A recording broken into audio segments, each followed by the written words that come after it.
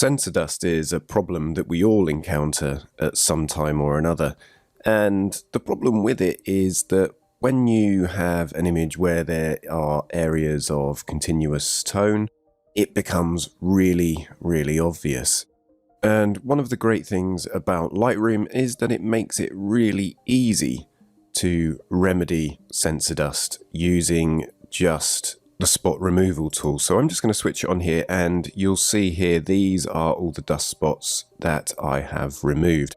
So I'm just going to reset all of those, and then we can zoom into the image. So I've just pressed Z on the keyboard, and then holding down the spacebar we can move around the image. So you can see here there are a few small spots, and realistically, if you're only sharing your images online and they're not being viewed at a large size, they're not really going to be visible. But if your images are going to be used much larger and printed, they will be problematic. And the thing is, it's so easy to remove them.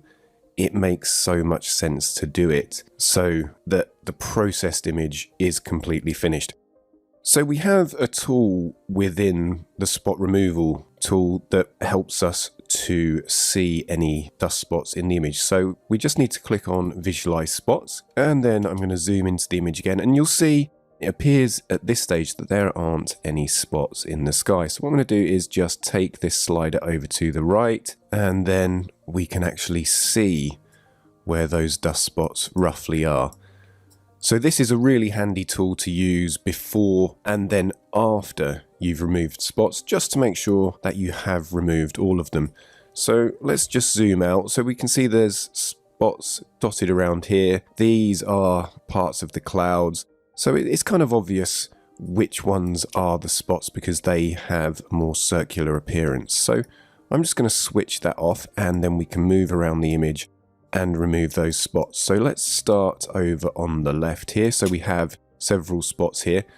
So in terms of the brush setup, I would set the feathering to 50 and opacity to 100, and then using the right square bracket key we can make it larger, and the left square bracket key we can make it smaller. So we just want the brush to be slightly larger than the spot itself, and then when you click, Lightroom will automatically find a source point for you, and we can check that just by turning the tool off and just make sure that it has actually removed it properly. If we want to work on a spot again, we can just click on it and that activates it.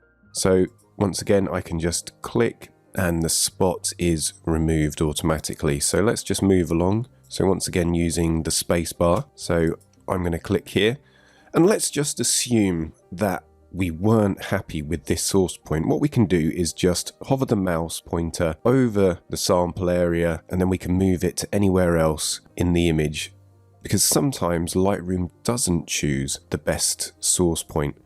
And another thing that we can do is, if the size is incorrect, we can just hover the mouse pointer over the edge of either the source point or the clone point, and we can increase or decrease that. So there's lots of flexibility. You don't have to get things absolutely perfect.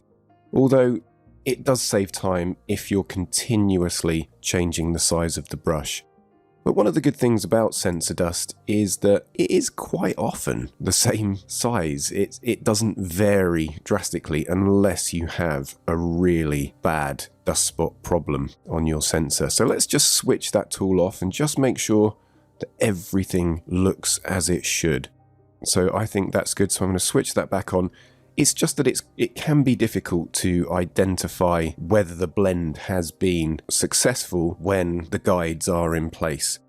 So one thing that I haven't mentioned is that the brush is set to heal rather than clone, because healing will blend the result much more effectively.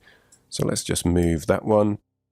So this really is how simple it is to remove dust spots. And once again, I'm going to switch the tool off just to make sure that the blending is working, and I can see a spot of dust there. So with this one here, I am going to move that source up to there. let's just zoom out. So we haven't got quite as many dust spots as we had before at the beginning. So let's just bring that across here. So I just want to maintain that line of the cloud. There's another spot there. The thing is, as you're removing dust spots, your eye really does become attuned to what you're looking for, and spots that you couldn't previously see suddenly kind of jump out at you, which is really handy. We're getting close to removing all of them. It's always good to have a good look around the image. There's another one there that I've missed. And then what we can do is click back onto Visualise spots, and we can just have a little look around just to be sure that we've removed all of those spots. So these are all the contours of the clouds. I can't see any of those circular areas that showed up when we used Visualise spots earlier on. So I think that we have removed all of those spots, so I can uncheck that and then zoom back out. And with an image like this where we have maybe about 20 dust spots, it literally takes a few minutes to remove them. It's so quick and easy, it just makes sense to do it in Lightroom. And many photographers don't actually edit their images in Photoshop, so this is the perfect place to do it. So that is how to use the spot removal tool in Lightroom and Visualise spots to remove sensor dust spots from your images.